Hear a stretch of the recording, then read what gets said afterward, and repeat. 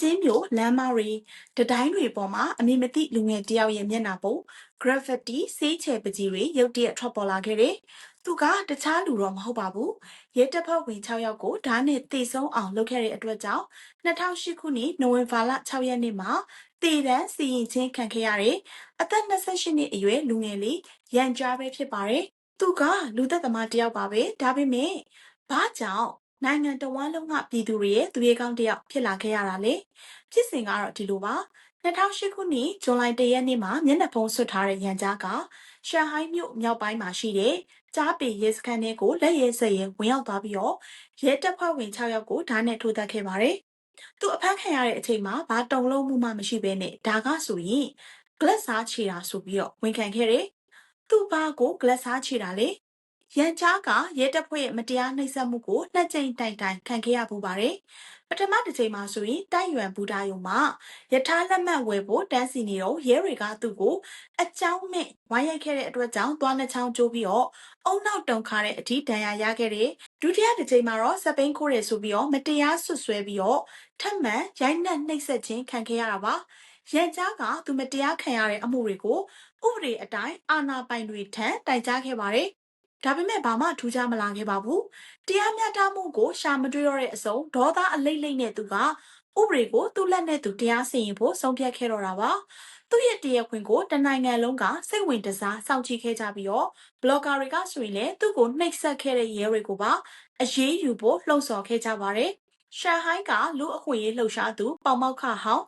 ချန်ရှောင်ဖာကတရားရုံးရှိဆန္ဒပြပွဲမှာအခုလိုမျိုးပြောခဲ့ပါတယ်။သူရန်ကြားကိုထောက်ခံတယ်ရန်ကြားလုပ်ခဲ့တဲ့လုပ်ရက်လူသက်မှုကိုလက်ခံတာကိုပြောတာမဟုတ်ဘူး။ဒါပေမဲ့ပြည်သူတွေကိုအမြဲနှိပ်ကွပ်နေတဲ့အာဏာပိုင်တွေ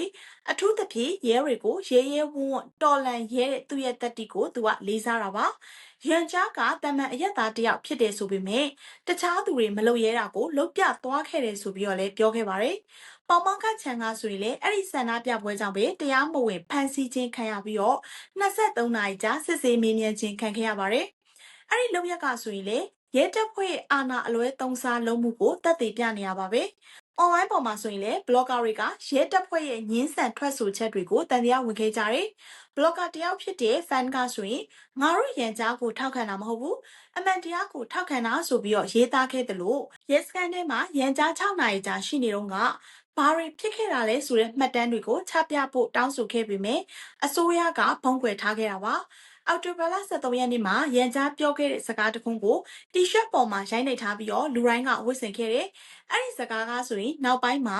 online ပေါ်မှာပါအရန်ကိုရေပန်းစားသွားခဲ့တဲ့ရန်ကြားတရားရုံးမှာပြောခဲ့တဲ့စကားတစ်ခုပဲဖြစ်ပါတယ်။အရာရာတိုင်းမှာရှင်းလင်းချက်ရှိရမယ်။မင်းတို့ငါ့ကိုရှင်းလင်းချက်မပေးရင်ငါကိုယ်တိုင်မင်းတို့ကိုရှင်းလင်းချက်ပေးရလိမ့်မယ်။ပြီးတော့တသက်လုံးမတရားမှုကိုခေါင်းငုံခံရမယ်အစားဥပဒေကိုပဲချိုးဖောက်လိုက်တော့မယ်ဆိုတဲ့စကားကပြည်သူတွေရဲ့ရင်ဘတ်ကိုတက်တက်ကြီးကိုထိမှန်ခဲ့ပါတယ်။အသက်ကြီးပိုင်းအမျိုးသမီးတဦးဖြစ်တဲ့ Mrs. ဝေချင်ဆိုသူကလည်းရန်ကြားကိုထောက်ခံပွဲမှာပါဝင်ခဲ့လို့15ရက်ကြာထောင်ချခြင်းခံခဲ့ရပါတယ်။သူကင်ဆောင်ထားတဲ့ဆိုင်ပုတ်မှာဆိုရင်ကျမတို့လေလွင့်ဓာသမားကြီးထာဝရမသေးဆုံးပါလို့ရေးသားထားပါတယ်။သူကဆက်ပြီးတော့ပြောတာကပြည်သူတွေကဒေသခံအစိုးရတွေရဲ့မတရားမှုကိုတိုင်တယ်ဖို့အတွက်ပေကျင်းအထိကိုတွားခဲ့ကြတယ်။ကွန်မြူနစ်ပါတီကိုမျှော်လင့်ချက်အပြည့်ထားခဲ့ကြပြီမဲ့ပါတီကမျက်စိပိတ်နားပိတ်လှုပ်ထားတဲ့အတွက်ကြောင့်လမ်းဘေးမှာပဲလူတွေကအေးခဲသေဆုံးကြရတယ်။ရန်ကြားကတော့အာနာပိုင်တွေကိုရဲရဲဝံ့ဝံ့တော်လန်ပြခဲ့တယ်ဆိုပြီးတော့ရင်ဖွင့်ခဲ့တာပါ။သူတို့နိုင်ငံမှာလူသက်သမားတယောက်ကဘာကြောင့်ဒီလောက်တောင်မှ